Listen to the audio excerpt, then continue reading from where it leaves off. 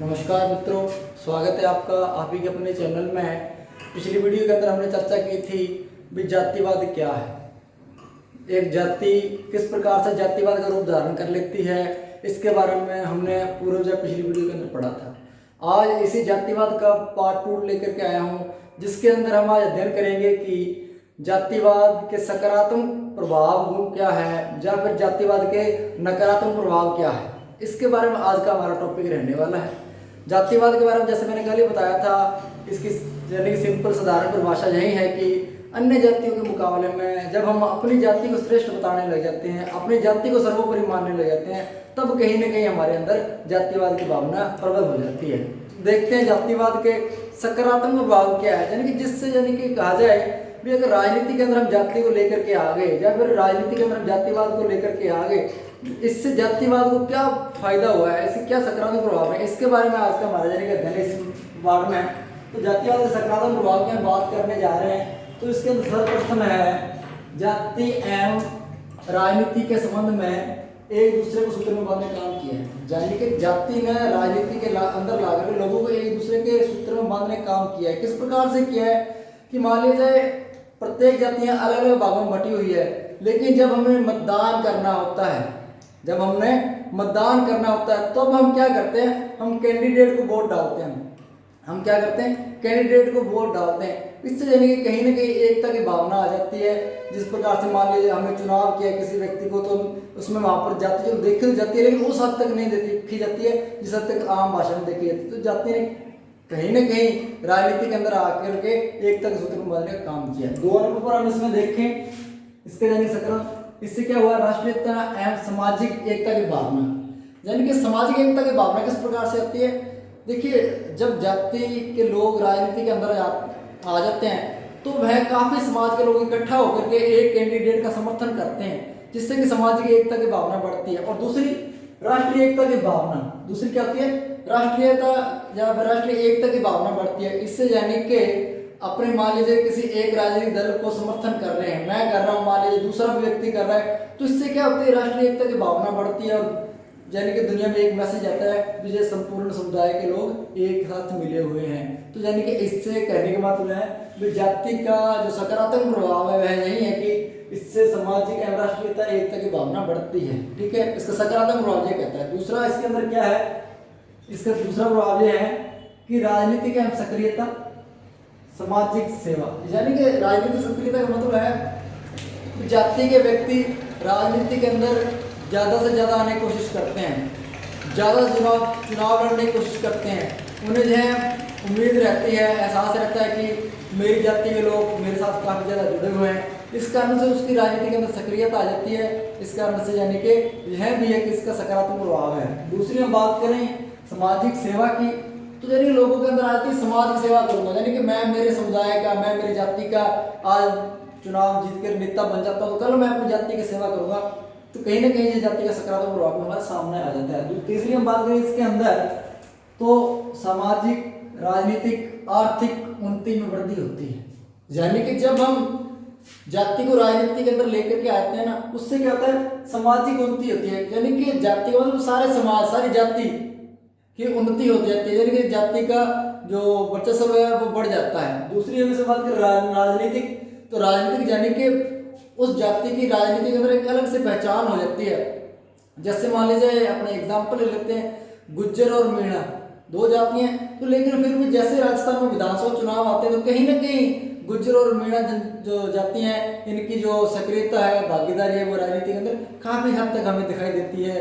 कहा जाता है कि राजस्थान में जो ज़्यादातर चुनावी सीटों का गेम है वो गुज्जर और मीणा जाति हैं निर्धारित करती है। यानी कहीं ना कहीं जाति का जो राजनीति के अंदर वो सकारात्मक प्रभाव हमें दिखाई देने को मिलता है। इसके साथ हम बात करें आर्थिक उन्नति की, तो जैसे व्यक्ति के अंदर राजनीति के अंदर जाति को लेकर के आएगा तो उसके अंदर आर्थिक उन्नति करने की भावना आएगी, वह ज़्यादा से ज़्यादा कार्य करने की कोशिश करेगा, बढ़ चढ़कर राजनीति में हिस्सा लेगा, जिससे कि उसकी सामाजिक, राजनीतिक और आर्थिक उन्नति होने की ज़्यादा संभावना बन जाती है। सकारात्मक प्रभाव की बात कर रहे हैं। उसके बाद हम 4 नंबर पर बात करें तो सामाजिक संरचना में परिवर्तन। सामाजिक संरचना में किस प्रकार से परिवर्तन होता है, यानी कि ऐसे एग्जाम्पल है भी एक उच्च जाति है, दूसरी निम्न जाति है। अब निम्न जाति का व्यक्ति भी राजनीति के अंदर है और उच्च जाति का व्यक्ति भी राजनीति के अंदर है। तो निम्न जाति का जो व्यक्ति है वो उच्च जाति के यानी कि राजनीति करते जो व्यक्ति है उसका अनुसरण करने की कोशिश करेगा, उसकी यानी कि उच्च जाति के व्यक्ति की तरह वो खान पीन करने की कोशिश करेगा, वैसी वेशभूषा पहनेगा यानी कि नेता लोग करते हैं जैसे। इसके साथ उसका रहन सहन बदलाव आ जाएगा और आचार विचार में बदलाव आ जाएगा। आचार मतलब आचरण करना उसका यानी कि आचरण करना व्यवहार, और विचार यानी उसकी सोच बदल जाएगी। यानी इससे क्या होता है कहीं ना कहीं राजनीति के अंदर आकर के जो निम्न जाति या फिर जो बैकवर्ड जाति है उस जाति के लोग भी आकर के अच्छा रहन सहन खान पीन करना, जिसका प्रभाव संपूर्ण जाति पर पड़ता है और जिससे कि जाति का सामाजिक संरचना में बदलाव आ जाता है, जब उत्थान हो जाता है। आगे हम बात करें 5 नंबर की, रुडोल्फ तथा रुडोल्फ क्या कहते हैं। जाति के जातिवाद को लेकर के उसके सकारात्मक प्रभाव की बात करें तो इसमें रुडोल्फ है, हम रुडोल्फ क्या विचार देते हैं। तो रुडोल्फ के अनुसार है जाति की राजनीति ने जातीय पदों स्थानों संबंधों को तोड़ा है। रुडोल्फ का सीधा सिंपल भाषा में कहना है कि तो जाति की राजनीति है ना, इसने जातियों के भेदभावों को, पद स्थानों को, ऊंच नीच को तोड़ दिया है। अब इसमें ऊंच नीच की भावना नहीं आ सकती है। अगर मान लीजिए भी लोकसभा क्षेत्र कोई जहाँ पर यानी कि लोकसभा क्षेत्र चुनाव होना है, वहां पर कोई मान लीजिए वो सीट है जो सांसद की वो एससी या एसटी व्यक्ति के लिए आरक्षित है, तो अब वहां पर क्या है उसको ओबीसी के लोग भी वोट देंगे, जनरल के वोट भी देंगे, सभी जातियों के लोग वोट तो उसी एससी या एसटी के व्यक्ति को देंगे। इससे कहीं ना कहीं जो जातियों के बीच के जो संबंधों का जो पद स्पान है ऊंच नीच का वह खत्म हो जाता है रुडोल्फ के अनुसार। आगे इसमें हम बात करें 6 नंबर की, तो बहुसंख्यक समुदाय की तानाशाही से बचाव हो जाता है। यानी कि 6 नंबर पर क्या कहता है, बहुसंख्यक समुदाय की तानाशाही से बचाव हो जाता है। ये किस प्रकार से होता है, तो यानी जो बहुसंख्यक मतलब ज्यादा संख्या में जो समुदाय है, जो जाति है, अगर वो सारी राजनीति करने लग जाए, सारे नेता उसी जाति के हो जाए, तो इससे क्या होगा, वो तानाशाह हो जाएगी, हिटलरशाही अपनाने लग जाएगी, अपनी मन मर्जियां करेगी। उससे यानी कि देश के विकास से या फिर किसी जाति से संबंध कुछ नहीं, उसे अपनी जाति विशेष का लगाव दिखाई देता है, जिससे यानी तानाशाही बढ़ जाती है।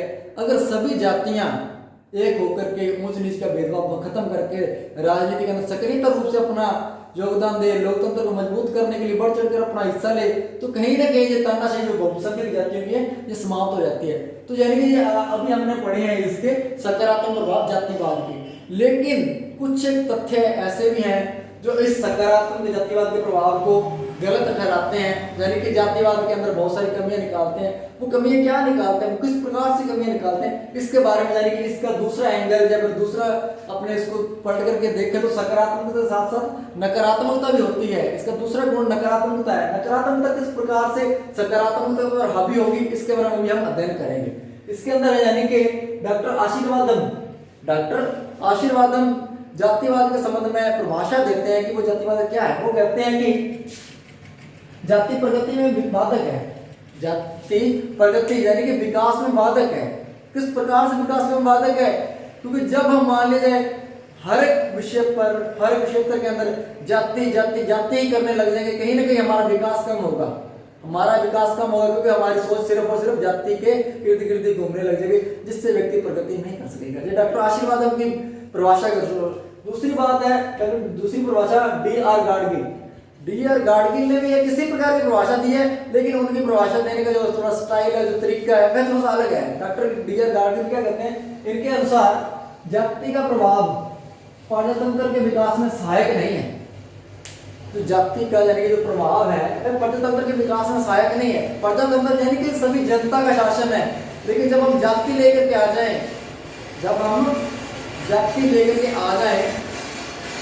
तो वहां पर क्या होता है, वहां पर प्रजा बाद में देखी जाती है, अपनी जाति पहले देखी जाती है। इस कारण से प्रजा का विकास ना करके हम जाति का विकास करने लग जाते हैं, जो कि इसका नकारात्मकता का प्रभाव दर्शाती है। इसके बाद हम बात करें आगे जाने के इसके नकारात्मक प्रभाव क्या क्या है, तो इसका 1 नंबर पक्ष वो कहता है जातिवाद से समाज में तनाव या संघर्ष पैदा होता है। जातिवाद से समाज में संघर्ष में तनाव पैदा होता है। किस प्रकार से पैदा होता है, क्योंकि मान लीजिए अपने किसी बड़े शहर या क्षेत्र विशेष में रह रहे हैं, वहां पर जाकर के हम अपनी जाति के प्रति नारे लगाने लगते हैं कि अपनी जाति के प्रति हम अच्छी सोच रखें, हमें इससे कोई मना नहीं करता है। लेकिन अब जब हम सार्वजनिक मंच पर जाकर के सार्वजनिक स्थानों पर जाकर के दूसरी जातियों को कमजोर सीधा टारगेट करें और अपनी जाति को श्रेष्ठ बताने की कोशिश करें, तो ऐसे में क्या होता है, समाज में संघर्ष व तनाव पैदा हो जाता है, जो कि बहुत ही चिंता का विषय है, जो कि आगे आने वाले समय में भी हमारे सामने जो दिखाई दे रहा है, वह काफी निराशा का समय है, निराशा का माहौल बनता जा रहा है इससे। यानी कि कहने का सीधा ही है, हमें जातिवाद का सहारा लेकर के अपने उल्लू सीधे नहीं करने चाहिए, अपने स्वार्थों की पूर्ति नहीं करनी चाहिए। अगर हम अपने स्वार्थों की पूर्ति जातिवाद को लेकर के करेंगे तो समाज के अंदर तनाव व संघर्ष का माहौल बनने पाना कोई साधारण सी बात ही है। आगे इसमें बात करें, जातिवाद लोकतंत्र के विरुद्ध है। जातिवाद लोकतंत्र के बिल्कुल विरुद्ध है, क्योंकि लोकतंत्र के अंदर कोई ऊंच नीच नहीं है, कोई बड़ा छोटा नहीं है, सभी समान है। लेकिन अब जब हम जाति लेकर के आ जाते हैं तो कहीं ना कहीं दूसरी जाति के मुकाबले में अपनी जाति को श्रेष्ठ बताना ही जातिवाद है। इससे यानी कि लोकतंत्र के ये विरुद्ध हो जाती है जातिवाद। इसके साथ हम बात करें रूढ़िवादिता को बढ़ावा, यानी कि जाति के अंदर बहुत पुरानी रूढ़िवादी विचारधारा होती है। देखिए हमेशा जो विचारधारा होती है वो गलत नहीं होती है, लेकिन जब उस विचारधारा को हर स्थान पर अपने अपनाने लग जाए, दूसरी जातियों पर हावी करने लगे उस विचारधारा को, तो इससे कहीं ना कहीं रूढ़िवादिता की विचारधारा हमारे सामने बढ़ जाती है, जो कि राजनीति के अंदर जो जातिवाद है वह इसका नकारात्मक प्रभाव दिखाई देता है। आगे हम इसी में बात करें, राष्ट्रीय हितों का नुकसान, यानी कि जातिवाद से राष्ट्रीय हितों का नुकसान होता है। कैसे होता है? क्योंकि जातिवाद का मतलब क्या है? जातिवाद का मतलब बाकी चीजें सारी एक साइड में है, मेरी जाति एक साइड में है, ऐसे के एक मामलों में आकर के हम देश को भी दाव में लगा देते हैं, लेकिन अपनी जाति को पीछे हटने नहीं देते हैं। इससे क्या होता है कि राष्ट्रीय हितों को नुकसान हो जाता है, तो ये भी नकारात्मक प्रभाव जातिवाद का। इसके अंदर आगे हम देखें और इसका क्या नकारात्मक प्रभाव है, तो जातिवाद से बंधुत्व भाईचारा खत्म होता है, और इसके साथ साथ एकता की भावना, हम एक हैं इसकी भावना खत्म हो जाती है। कैसे खत्म हो जाती है? बंधुत्व की बात करें, 10 आदमी खड़े हैं, उसके अंदर मान लीजिए 5 एक जाति के, 5 अलग अलग जातियों में गए, तो इससे क्या होगा? जातिवाद में बंट गए लोग, उनकी जो 10 व्यक्तियों की एकता थी वह खत्म हो चुकी है, वह खत्म हो चुकी है। इससे जाने के बंधुत्व की भावना भी खत्म हो जाती है और एकता की भावना भी टूट जाती है। इसके साथ साथ आगे हम बात करें, सामाजिक समरसता पर चोट पहुंचती है। समाज के अंदर रहने वाले सभी लोगों के साथ हम तालमेल नहीं बढ़ा पाते हैं। क्यों नहीं बढ़ा पाते हैं? क्योंकि हमारे सोच क्या है, हमारे दिमाग में क्या चल रहा है? हमारे दिमाग में चल रहा है जातिवाद, हमारे दिमाग में चल रहा है जातिवाद चल रहा है। कैसे चल रहा है? मैं 10 व्यक्तियों बैठा हूं तो मेरी सोच यही चलेगी, अगर मेरे दिमाग में जातिवाद की भावना, मैं अपना पूरा घर बना रखा है ना, तो मेरे दिमाग में यही भावना चलेगी कि ये मेरे से निम्न जाति का व्यक्ति है या फिर मेरी जाति इनसे उच्च है। तो ऐसे में अगर क्या होता है, सामाजिक समरसता की यानी कि समानता स्थापित नहीं होती है। इससे कहीं ना कहीं जो लोगों के जो निम्न जाति के लोग हैं या पिछड़ी जाति के लोग हैं उनके दिमाग पर चोट पहुंचती है, जिससे कि सामाजिक एकता भी खतरे में आ जाती है। तो ये भी यानी कि जातिवाद का नकारात्मक प्रभाव है। इसके बाद हम बात करें 4 नंबर पर, तो जाति के आधार पर चुनाव लड़ना एक सिंपल सी साधारण सी बात है हो चुकी है। जाति के आधार पर चुनाव लड़े जाते हैं, अपनी योग्यता काबिलियत के आधार पर चुनाव लड़े जाते हैं, लेकिन उस हद तक नहीं लड़े जाते हैं जिस हद तक लड़े जाने चाहिए, क्योंकि हमारे पर वहां पर भी क्या आता है, जाति प्रभावी हो जाती है। यानी कि पिछली वीडियो में बताया था कि कहीं ना कहीं जिस जो विधानसभा क्षेत्र ले लो, चाहे सांसद यानी कि संसद का क्षेत्र ले लो, विधानसभा क्षेत्र की बात करें, जिस विधानसभा क्षेत्र में जिस जाति का मतदाता जाता है उसी जाति का व्यक्ति कैंडिडेट उतारने की ज्यादा से ज्यादा कोशिश रहती है राजनीतिक दलों की। इससे कहीं ना कहीं चुनाव लड़ने की प्रवृत्ति है वह भी जातिवाद की ओर ज्यादा इशारा करती है, ना क्वालिफिकेशन या फिर उसकी योग्यता की ओर इशारा करती है। इसके साथ साथ मतदान करना, देखिए चुनाव लड़ने वाला जो कैंडिडेट है, जो राजनीतिक दल है, चलो उसने तो किसी व्यक्ति को जाति का मान करके कैंडिडेट अपना बना दिया, लेकिन जो पीछे मतदाता है, चाहे नया मतदाता है चाहे काफी समय से मतदान करता आ रहा है, इन सभी के अंदर एक भावना आती है जो मेरी जाति के व्यक्ति में इसी को वोट डालूंगा। तो यानी कि मतदान लड़ने वाला कैंडिडेट तो जाति के आधार पर लड़ता है, इसके साथ मतदान करने वाला आम मतदाता भी जाति को देख करके मतदान करने की कोशिश करता है, जो कि जातिवाद का राजनीति के अंदर बहुत ही नकारात्मक प्रभाव है और जो हमारे सामने देखा भी गया है, जब देखने को मिल भी रहा है। इसी के अंदर हम आगे बात करें 5 नंबर पर, तो राष्ट्रीय हितों, 5 नंबर पर कहता है राष्ट्रीय हितों की बजाय जातीय हितों को महत्व, यानी कि मैंने अभी पूर्व में बोला, फिर वही बात है सामने, राष्ट्रीय हित यानी कि देश सर्वोपरि नहीं है। सर्वोपरि क्या है? सर्वोपरि है मेरी जाति, क्योंकि हमारे दिमाग में क्या चल रहा है, जातिवाद चल रहा है। इससे कई एक बार हम जानेंगे राष्ट्र की जो हित है उसको ना देखते हुए अपने जाति के स्वार्थों की पूर्ति करने के लिए या फिर अपने निजी स्वार्थों की पूर्ति करने के लिए राष्ट्रीय हितों को दाव में लगा लेते हैं, जो कि काफी नकारात्मक की ओर इशारा कर रहा है। आगे इसमें बात करें 6 नंबर पर, तो राजनीतिक दलों का निर्माण, यानी कि जातिवाद से राजनीतिक दलों का निर्माण नहीं होता जा रहा है। किस प्रकार से होता जा रहा है?